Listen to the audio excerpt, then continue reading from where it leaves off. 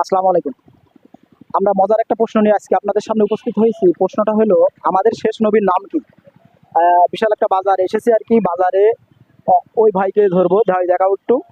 হুম, ওই ভাইকে ধরবো যে আমাদের শেষ নবীর নাম কি। আসুন।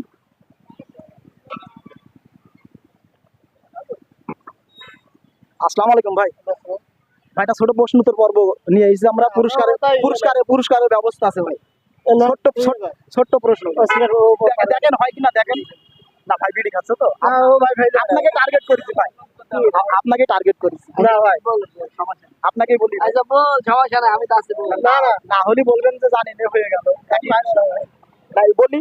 লজ্জা করে না, আমি কি বলেন বলেন। না অলরেডি ভিডিও চলছে, লজ্জার কিছু না। এখন শুধু কথা বলছেন আমার সাথে, ঠিক আছে?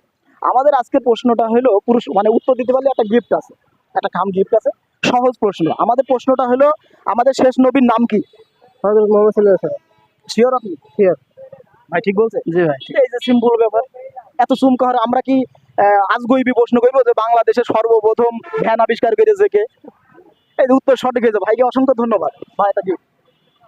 ভাইয়ের নাম? মোহাম্মদ ফরিদ হোসেন। ফরিদ হোসেন। ভাই বাসা কোথায়? নবীনগর। নবীনগর। আচ্ছা, আমরা চুয়াডাঙ্গা থেকে আসছি। আমাদের ছোট একটা পেজ আছে প্রশ্ন উত্তর পর্ব করার জন্য, ঠিক আছে? অসংখ্য ধন্যবাদ ভাইকে। শেষের নাম কি? খায়রুল সাকসেস।